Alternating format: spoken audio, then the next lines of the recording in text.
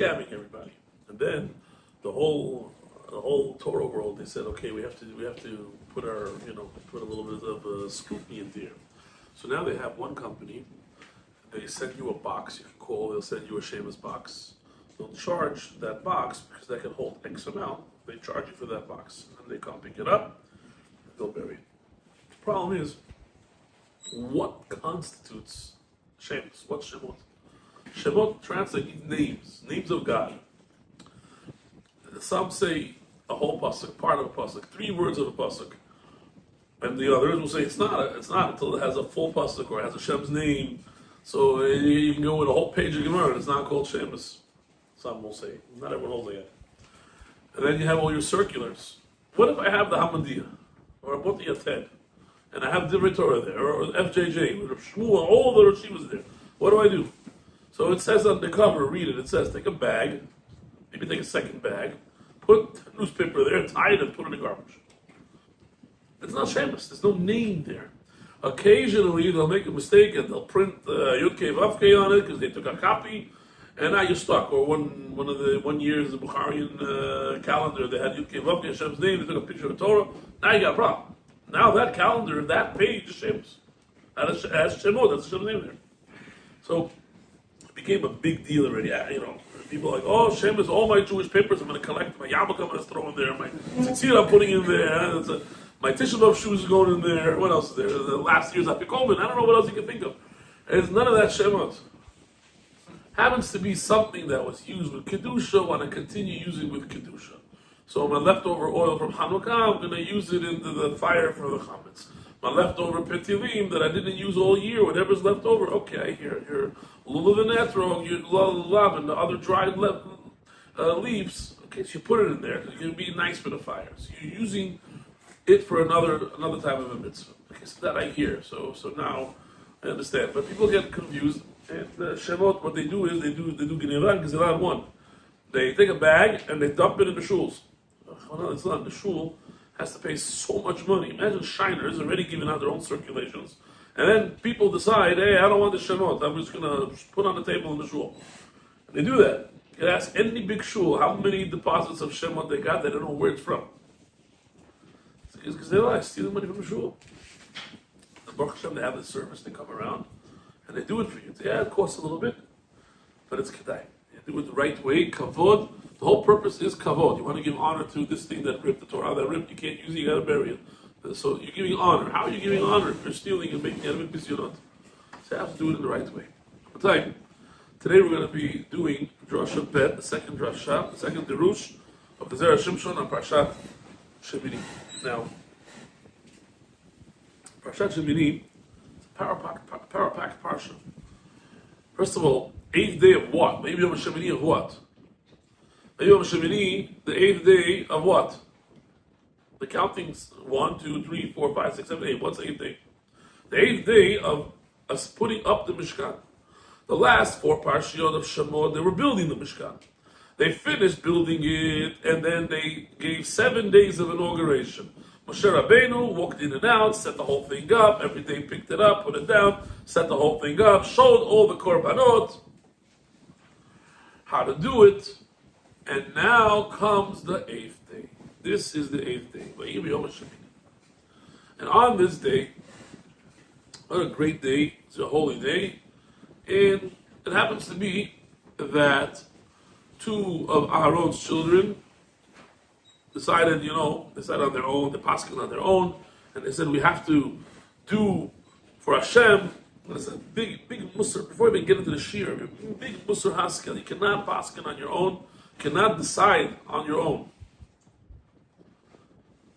I'll tell you, it's my own self, for my own thing. Father asked me back when I was living in Borough Park, give a shir. We did Daf Yomi, went cycles. I bought Russian Gemaras and all types. I got them. It was Shabbat. He says, do it in the afternoon. In the afternoon, I went with my wife and the kids. So I did what Rabelsky said. Rabelsky said, the only real time that you bond with your child, the true bond, is when you take a walk with your kid. And he would walk 1 hour one way with the kid and 1 hour back. He did the Prospect Park, the whole park.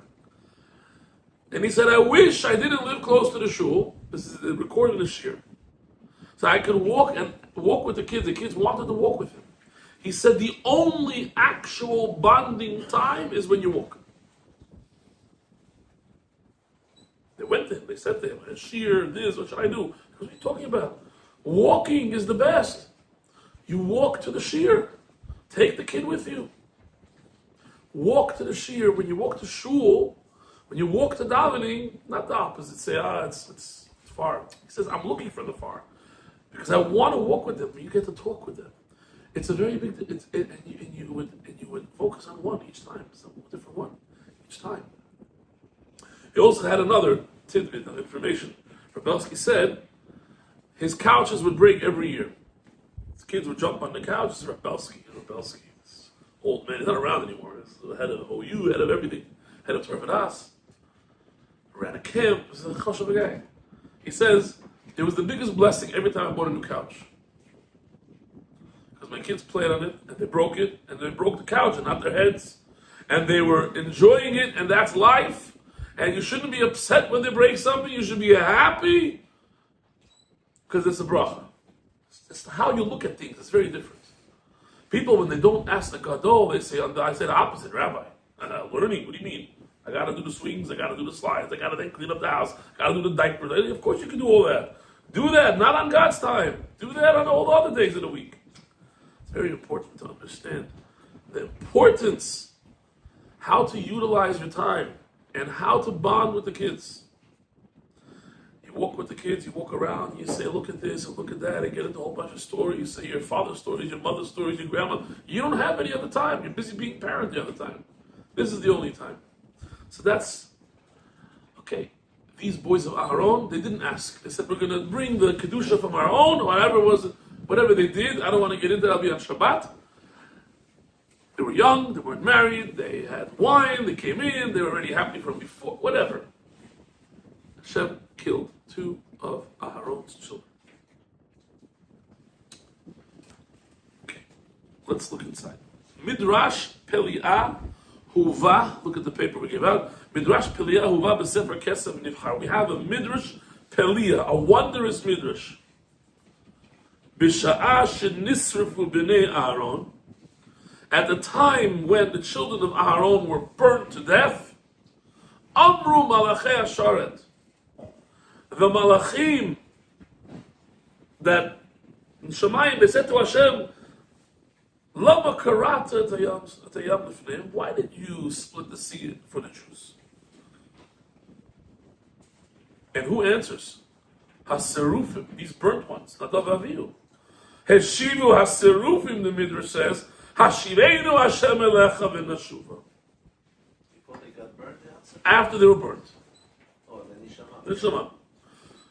At kan l'shano, this is the Midrash vehu pele, and this is, nobody understands this Midrash.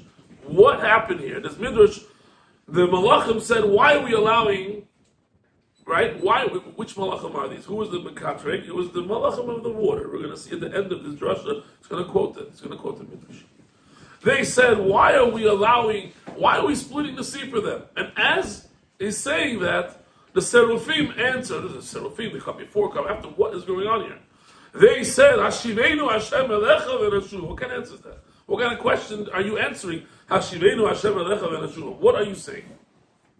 And it makes no sense. And the Zera Shimshon walks in. This is the Zera Shimshon's time. He says, I'm going to explain this to you. He's going to do like an Iyun Shir. He's going to try to explain it to you. 3 concepts. We know these concepts. Your Rebbeim told you these concepts forever, but you never saw them inside. Now you're going to see them inside. Then you're going to understand exactly what's going on here. And if you understood those 3 concepts, you're going to come up with the same question before I get to it, and you can understand this Midrash will be like, oh, okay, it makes sense now. Let's see. The Yuvan b'masha amru zichronam livracha. It could be understood how Chacham explains that b'nei Aharon metu. They died b'shvil chet Aharon she'asad ha'egel. They died because Aharon did the egel. Now let's just back up for a second. Aharon did the egel. What did he do? He didn't do anything. He saw that they're waiting for Moshe Rabbeinu. They're going to go crazy. Where is this Moshe? Okay, I have a delay tactic. We're too early for shul. I was going to delay, but we have food. They're going to stick around. He doesn't delay. So he said, you know what? The Psukim says, go to your wives and tell them to give you all their jewelry. They went to their wives. I apologize, I'm taking off my jacket, it's a lot for me. They went to the wives. The wife said, are you crazy? I'm going to give you, I'm going to give you my jewelry for what? Hashem took us out. They were the ones that they did the right mitzvot. We got out of Egypt because of the women. Nope, we're not giving you anything. Get out of here. The men, look how the pasuk answers back. They took their rings, their stuff, and they gave it to Aaron. Aaron knew that the women are not going to give it. He says, let them put up a fight. The women are going to hold them for 6 hours at home. They're going to be hostage, all the men. They told the women to give it. The rabbi said, bring the jewelry. Are you crazy? The rabbi's out of his mind? No, what do you mean? And how men try to mansplain. For the next 2-3 hours, the woman's going to get an education over here. And she's going to say, nope, not happening. The men, they gave up right away. They took their gold and silver, all their gold, they took it off, and they gave it to Aaron.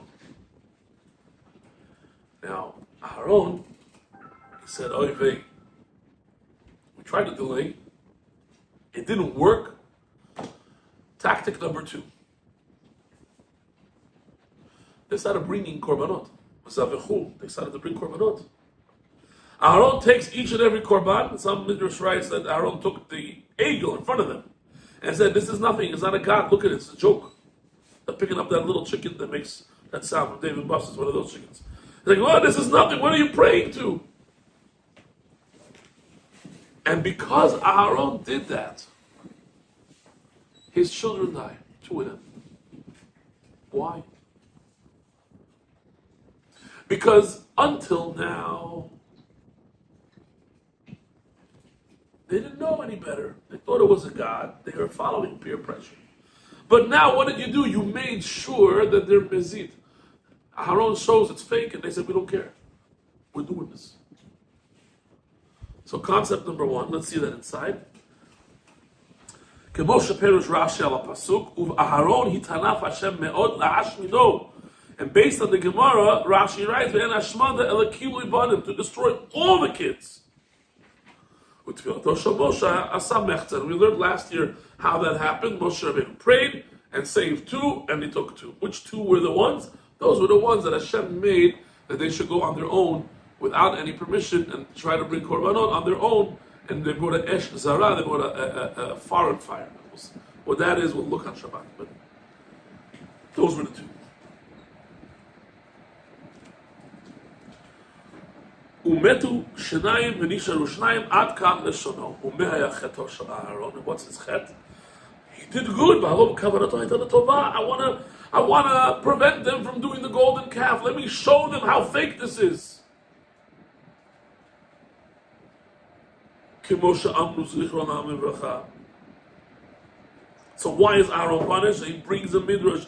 V'yesh lo v'di'ita b'midrash resh parashat tzav et Aaron, and he writes over there, Sin'ah te'orer medanim. Hatred caused judgment. What hatred? Hatred that Aaron caused between Bnei Yisrael and Hashem caused judgment. Brings the Gemara, Shul ben Levi, brings the whole Gemara here. He says, Sin'ah shenatan Aaron ben Yisrael la'avim sh'bashamayim. What was the aim? What was the sin'ah? He ora lahem dinei dinim. What was it? Melamed shaya Aaron notel korbanam.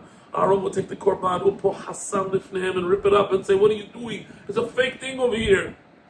Ve'amru lahem re'u she'en bo mamash. Look, this calf is a fake. It's nothing. And that's what Moshe told him. Hu she'Moshe amar la'Aaron. What did the nation do to you? Ki haveta, and it says v'chulei. You brought a big sin. What did you do? What was the sin? He says, Mutav sheyidonu shogegin. Halavai, you didn't tell them what they did, so they would have been a shogeg. If you're a shogeg, you would have been excused. But what did you do, Aaron? You tried to delay them, but with your delay tactic, you caused them all to be mazits. They now know, okay, I know it's big, I don't care. Still, I want the egel. The al yadonu mezidim. And that's the Gemara. The word hashmada means killing of the children. Ad kan lishano. That is the first concept. Second concept on the egel. And you heard this. The rabbis say, Od amrina perakama d'avodah zara. Lo havu Yisrael re'oyin lo tov ma'aseh. The Jews were not worthy to make the sin of egel azav. They were on such a high level. Think about the Jews at the time. They went all the way up to the highest level. They received the Torah. Now they're coming down with the luchot, and they heard the two commandments. Moshe goes up to get a rest, and he comes down, and they had the Maaseh Egel. Does that make sense? These people do Maaseh Egel. They just saw Hashem. They just heard Hashem. They just got the Torah. They just received it. They should make the Avirah of the Egel. The Gemara says they did not even deserve to do the Egel. They were on a high level. And the Gemara also brings David HaMelech over there. David HaMelech wouldn't have done the Avirah with Bathsheba. And he goes into there saying that they were holier people than that. But Hashem allowed them. The Marsha explains over there in the Gemara. What is the Marsha explains like this? Doesn't Hashem allow you to sin? That means, he quotes a different midrash. It says, Marsha, that a person, regular person, it would be impossible to be a tzaddik if not for Hashem protecting you all the time. There's a shmira. And Rav Dessler explains on this.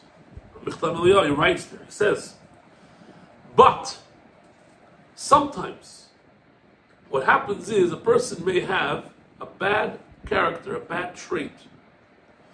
And Hashem wants you to fix it. And the only way to fix it is with self-awareness. So Hashem withholds that extra protection and allows you to be you.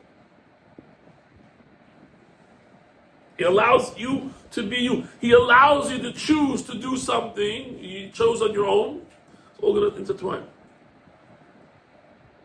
And because he wants you to learn from that mistake and to grow from it. What's going on here? That means Hashem protects us all the time. But sometimes he says, I need to teach you a lesson. And the only lesson you're going to learn is if you're going to fall into this trap and you're going to grow from that. So he takes away, as the Marsha explains, that extra shmira. So don't say that the Jews, Hashem, how could Hashem, because the biggest question is, why, the Gemara says, why do we have the egel? Because to teach us you can do tshuva even if you did an avirah in public. A big avirah like that is still tshuva.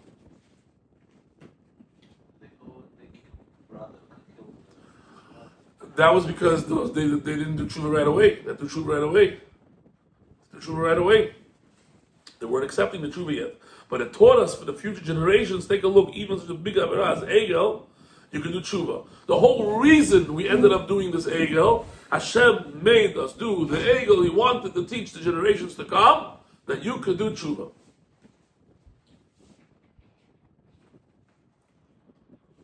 That there's a tshuva b'rabim. Okay, that's the second thing. And then on that you could ask and say, but how can Hashem make me do an avera? No, He didn't make you do an avera. He just took away that extra shmira. We daven every day, Hashem watches, protect us. She made all the different protections that we need. Shomer, shomer, shomer, shomer, amen. You pray for that. And we get it 99% of the time. Okay. Third teaching, next piece. Od ita b'yalkut Shemini, al pasuk b'hamayim lehem choma. That was last week. We did the holiday. Hamayim lehem choma, mimina misim olam. What's this mayim lehem choma? What happened there? We said it on the holiday. The Kateger, the water decided to get upset. And he wanted to kill the Jews. He said, what do you mean? Look, the Mitzrayim did Avodah Zarah, the Jews did Avodah Zarah. Why are we saving one over the other? What really happened was the following. Look inside. Omar Samach Mem. The Satan said, he got up, the Omar, and he said to the Baruch Hu, Ribono Shel Olam, Lo avdu Yisrael Avodah Mitzrayim. Didn't the Jews do Avodah Zarah in Mitzrayim? V'atau selahem nisim. And you're doing for them the miracles. Then the malach of the water, that became now our kateger. That became our kateger. He came to bother us, and he said he came to become our prosecutor. And he says, he says, Shama ze sar shel yam nitmala alehem choma. Chema, from the word choma, wall, you can read it as chema, anger. So the water got angry. The water said, oh yeah? They did Avodah Zarah, we're drowning one but not the other. No. We're going to drown them too. And he got angry. And he says, I want to drown them. And miyad, Ubikish I wanted to drown them. Miyad, Heshiva Kadosh Baruch Hu right away answered and said, excuse me, Shoteh Sheba'olam. Shoteh. No, don't, you idiot, the water. He says, hold on a second. What are you doing? You think they did Avodah Zarah, the Jewish people, because they wanted to. If they knew what Avodah Zarah does to them, they wouldn't touch it. They were in Egypt. They were slaves. They were at the 49th level of Tumah. What do you want from them? They didn't know any better. You're comparing them to the Egyptians. If they were living like Egyptians in luxury, they wouldn't do the Avodah Zarah. You can't compare. Hashem tells to the water, Shaita, what are you doing? How can you compare like that? And miyad, what happens?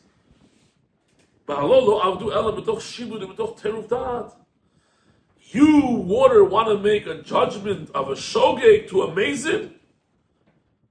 Which one of these people did Avodah Zarah b'mezid? Mitzrayim. Which one of the people did Avodah Zarah as a shogeg because they don't know any better? The Jewish guys. So he says that you could compare. So the Midrash over there says, okay, the Midrash calmed down and it went from anger to a wall to protect them. Now that we have these three concepts, you can see how this all intertwines.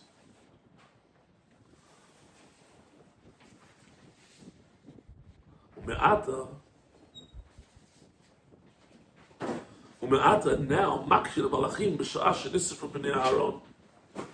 when the Bnei Aaron were being burnt, they asked the question, the Malachim. The Mukach Mikan, it's proven from right here, Shakadosh Baruch Hu Kasalam. Hashem got angry on Aaron. Lefisha Asa Yisrael Mezid. Because what did he do? He made the Mezid. He ripped up the Korbanot saying, look, this calf is fake. Amru Malachei Asharet, the Malachim said, Lama Karata the Yamsuf Lifnei Yisrael. Why did you open the water for the Jewish people? They also did Avodah Zarah in Mitzrayim. Elavadai. It must be. Tzarich lomar. You have to say be'echrich she'en atam anish. You don't punish al hashogeg ela al amazid. You only punish the mazid. We said the Jews were shogeg, so they opened the sea for them. Okay. Va'adarabba, and just the opposite. Atam mochel al hashogeg. You're gonna forgive them. Shigiyot miyavin. We say it daily. The hashta b'manavshach kasha. I don't understand. Why did you get angry on Aharon and he killed his kids? If the Jews did not become people who did it on purpose, if Aharon didn't do what he did, then they wouldn't know how to do tshuva. They would have been shogegs. What did Aharon do? Aharon ripped up their korban and said, no. They became mezid. And what did the Gemara say, the second concept? Oh, we had the egel happen so that you should be able to do tshuva v'rabim. You did this to them. They would have been shogeg. You caused the egel to happen to make them mezid, to teach us about tshuva. But you saved the Jews because they were shogegs. These guys were shogegs too. You made them into mezids. The malachim, they're like, I don't get this. You see the question here? And based on these three concepts, we have a stira. If you're saving them because of shogegs, the Jews that did the egel were shogegs until Aharon ripped up those korbanot, and you said he did that in order for them to teach that we could do tshuva. They would have been shogegs. You caused them. You yourself are in the same boat. It's very short to answer. It's crazy. So it comes out, the same guilt that you want is now you did it to them. Right? Lamak asta Aaron umetu banav, halom Yisrael lo hayu mezidim, then lo hayu morim tshuva the rabbim. If they weren't mezidim, they wouldn't teach tshuva. Sheikar tshuva hu lachoteh b'mezid. Ve'im lo haya diburo shel Aaron, and if Aaron's words were not there making fun of that calf in order to belittle it, so they should become, then they would have been shegugim. Then how would you teach tshuva to the rabbim? Ve'im came, masha asa Aaron kach. He did what he did was right. You wanted him to do it. And if you wanted him to do it, why are you punishing the kids?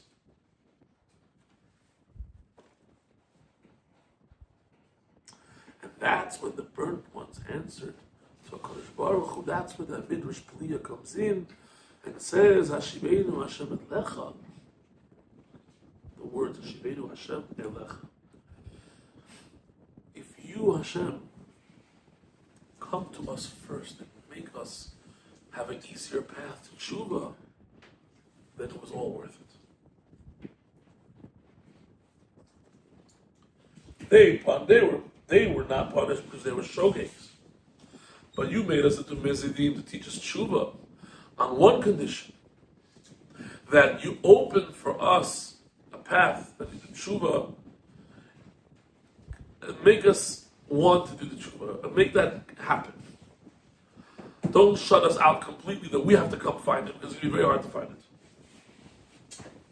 That's what they said. Kalomar,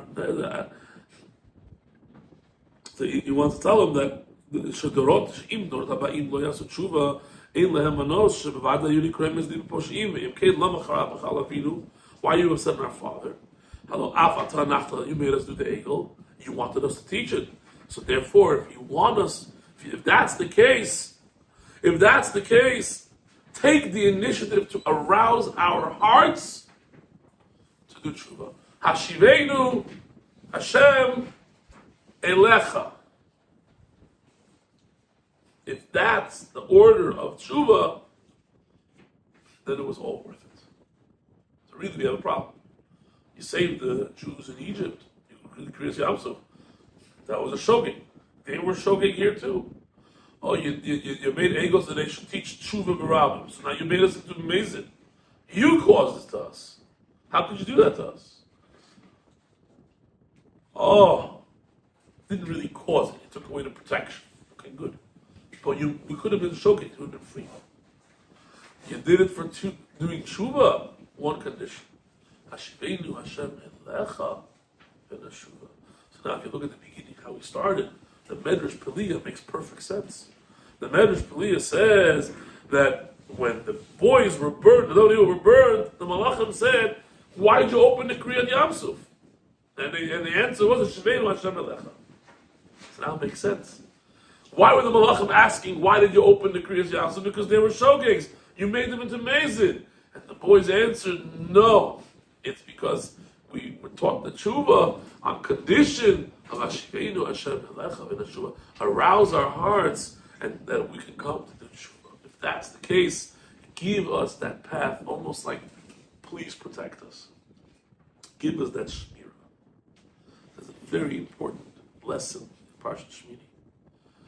That means, I'll just quickly say this. Ma said it was a guy, he would chill with his buddies, and they had a Baal Tshuva movement in Israel. Millions of Jews became Baal Tshuvas. And they were looking at these guys, they're like, yo, these guys are with us here, we used to chill here in the club, and look at them now. Maybe they're right. And one of them, the Rosh of all of them, said, don't worry about it, we don't have to do Tshuva. I got the perfect answer. After 120, they're going to ask me, I'm going to say, I never learned how to read. I'm going to be a shogeg. I'm going to be a shogeg. His back, say, you can't blame me. I don't know how to read. How could you punish me? I don't know how to read. I don't know halachas. Kachava, this guy died after all his other friends. Comes up to Shemayim. He lived the longest. And they said, no, why you didn't do any mitzvot? Nothing. He goes, tribunal of God, I have an answer. May I speak? Yes. I never learned how to read. Can't blame me for anything. I can't read. I don't know Yalachot. I know nothing. I didn't do anything because I don't know anything. That's it. I'm done. Ooh, the malachim looked at one another and said, this guy, first time in the history, and this is before Dragon Ball, first time in the history, somebody died and had a good excuse. What do you like? He goes, listen, I don't know what I want. All my friends died before me. I don't see them. I walked through this to get to this judgment. I saw Gaon, and all these rabbis are learning. It's beautiful here. Where are my friends? He goes, you want to see your friends? No problem. He goes, I'll write you a pass. To anyone that's watching the gates of Gehenna, here's a pass. I can come in and out. I want to find my friends. Here you go. Come back and let us know your decision. So he took his pass and he went. And he goes to Gehenna, and there's a big malach over there, and he says, what are you doing? You got lost. Get back out of here. He goes, no, I'm allowed to come in voluntarily.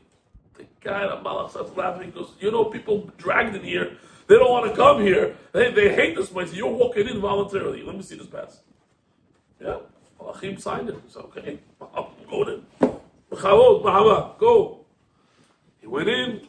Malachim tell him, what are you doing here? He goes, I'm looking for my friends. Oh, it's down the corner over there. Go. Finds his first friend on a rotisserie, on a spit, turning around like a nice Thanksgiving dinner. He's turning around. He goes, what's going on? Oh, this is break. Get out of here. This is recess. What do you mean recess? See that fire pool? They're going to throw us in there, burn us. They're going to die again, come back alive just to do this again. Get out of here now. All of a sudden, he starts smelling the smell of burnt meat, human meat. He's like, oh my God, this is really bad. I'm out of here. I picks up his pass. He goes, okay, looks like the rabbis were right. And they look at it and say, what do you? He goes, I got a pass. I remember I told you I couldn't read. It worked. Ooh, what a he was smart Israeli. Okay. Comes out of this Gehenna. He's making his way to the gate. And as you know, there's always a change of the guard. A new malach is there. Malach sees somebody trying to escape. He's going to flick like that. Boom, get out of here. Guy comes running back. Stop, malach. Come on, malach. Don't hit me. What? I can leave. Malach says, everyone tells me that. Nobody leaves. Says you gotta wait 12 months, okay, 11 months, whatever it is. You're not leaving. You're out the other way. He goes, no, I have a pass. What pass? So I'll show you. Pulls out. Pass. This malach stands up. Malach has 300 eyeballs. It's one of those malachim with the eyeballs. Got a good malach. And he said, oh, very good, he'll read it for sure. He's got a bunch of eyeballs over there. The guy is looking. And the malach tells him, I got one problem with this pass. I can't read. And the guy was stuck again. Any shortcut, any type of excuse you can think of. I got to do this, I have to do that, I have to help her, I have to help him, I got to do this, I'll come when I'm ready, I'm not ready, will be ready, could be ready. It's all garbage. It's all garbage. There's a shmira, there's a protection. You have to use it. Hashem, please protect me. Hashem, I'm going to do my part, you do your part. The moment we cancel out and start to find answers, we don't want to be that person where Hashem takes away the shmira and says, let me test you. You need to be taught a lesson. We don't want that. Hashem should give us the koach to really be Baalei Teshuvot, to really follow the mitzvot, and to be able to keep Shabbat properly, keep the rest of the days. Everything we do should be done right. And with that, we'll be able to see Mashiach Tzidkeinu. Amen.